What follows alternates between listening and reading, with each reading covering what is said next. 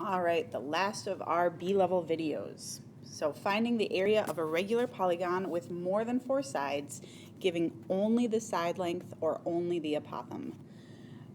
So these ones are a little different. Make sure you have looked at these C-level videos to get some of the vocabulary you need. All right, find the area of a regular decagon if the apothem length is 7 meters. So decagon, remember, is 10 sides. And then apothem is from the center of the shape to the middle of any of the sides, and it creates a right angle. And so they tell us that that is 7 meters. All right, so our area formula for these is 1/2 times the apothem times the perimeter. So we've got one of those. Now we need to figure out the perimeter, which means we need to know the side length. So to do this, we are going to make an isosceles triangle right there. So those two sides are going to be the same. And actually, I guess we can look at the isosceles, but we're really only going to focus in on half of it, the right triangle. So this side is 7, this side is, or this angle is 90, and we want to know this side. So we can figure out one of the angles here. We have 10 sides. So if I were to draw the lines to all the corners, I would end up with 10 isosceles triangles. So a full circle, so if I went all the way around here, a full circle we know is 360. And I'm breaking it into 10 triangles. So each of those have an angle of 36. So this angle right here is 36 degrees. Remember, I only took half of that. I only took this side. So 36 divided by 2, this angle is 18 degrees. So with that 18 degrees and knowing the side 7, I can figure out the bottom. So we're going to have to come back to our SOHCAHTOA. So there's my angle. That means this has to be the adjacent, and this has to be the opposite. I am going to use tan. So tan of 18 equals the opposite over the adjacent.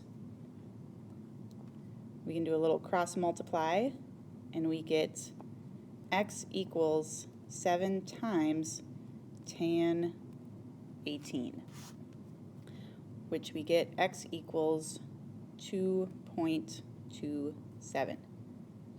All right, so this bottom side right here, just that part, is 2.27.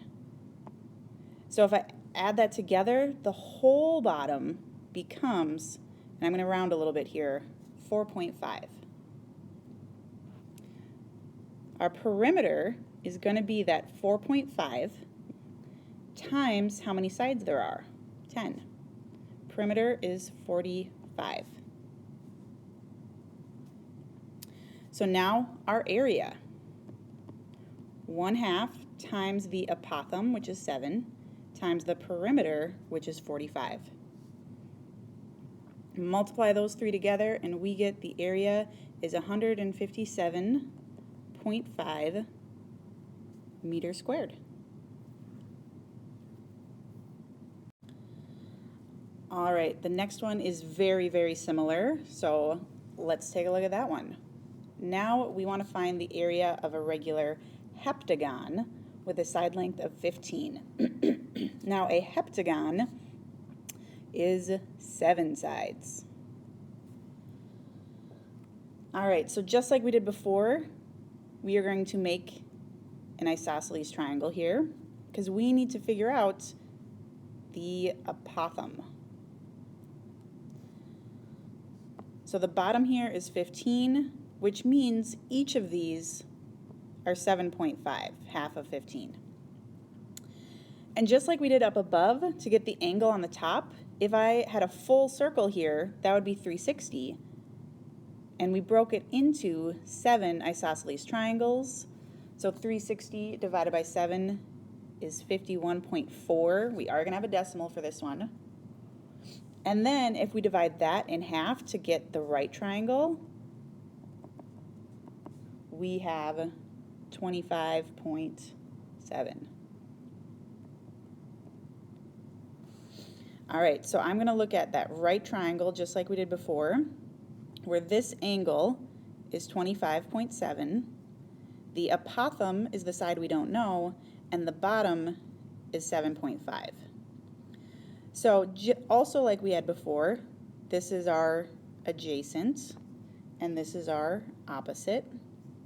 So we're going to do tan of the angle equals opposite over adjacent, cross multiply, and we get that the apothem, our x, equals 15.5.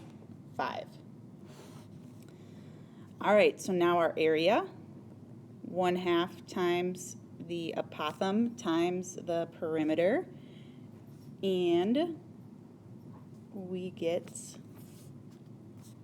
15.5 for our apothem and 15 for the we didn't find the perimeter.